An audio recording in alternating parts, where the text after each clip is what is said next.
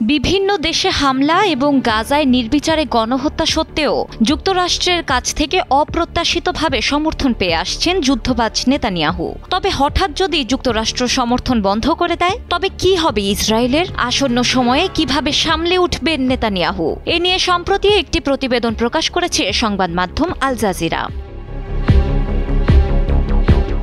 গত ফেব্রুয়ারিতে গাজায় জাতিগত নির্মূলের পরামর্শ দেন মার্কিন প্রেসিডেন্ট ডোনাল্ড ট্রাম্প, যেখানে প্রায়শই গাজার পরিস্থিতি নিয়ে আক্ষেপ প্রকাশ করতেন সাবেক মার্কিন প্রেসিডেন্ট জো বাইডেন। সেখানে গাজায় ইসরায়েলি হামলার পর তেল আবিবকে রক্ষায় যাবতীয় সহযোগিতা নিয়ে পাশে দাঁড়িয়েছে যুক্তরাষ্ট্র।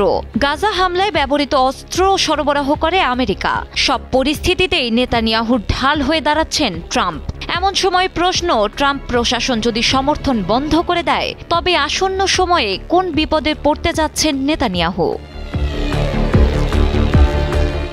গাজায় মৃত্যুর মিছিল বেড়ে যাওয়া সত্ত্বেও কূটনৈতিকভাবে জাতিসংঘের নিরাপত্তা পরিষদে গাজায় যুদ্ধ বন্ধে ভেটো দিয়েছে ওয়াশিংটন, যেখানে নেতানিয়াহুর বিরুদ্ধে গ্রেপ্তারি পরোয়ানা জারি করেছে আন্তর্জাতিক অপরাধ আদালত।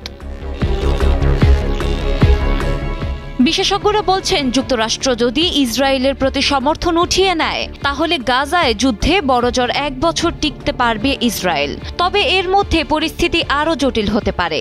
এছাড়া বাণিজ্যিক স্যাটেলাইট, আয়রন ডোম এবং অ্যারো সিস্টেমের মতো প্রতিরক্ষা প্রযুক্তির উপর নিয়ন্ত্রণ হারাবে ইসরায়েল। এর পেছনে অর্থের বড় যোগানদাতা যুক্তরাষ্ট্র। এতে ইসরায়েল আরও হুমকির মুখে পড়বে।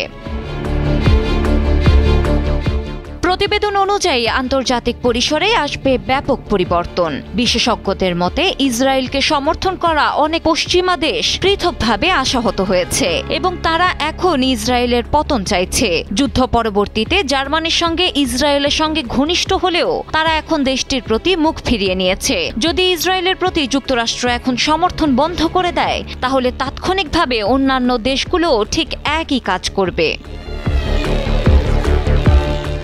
এখানে প্রশ্ন উঠেছে, ইসরায়েল কি হামলার শিকার হবে? না, কেননা এই মুহূর্তে অনেক দেশেরই আর যুদ্ধ করার আগ্রহ নেই। তারা ভালো করেই জানে ইসরায়েল হামলা চালালে আরও কঠিন পরিস্থিতির মুখোমুখি হতে হবে।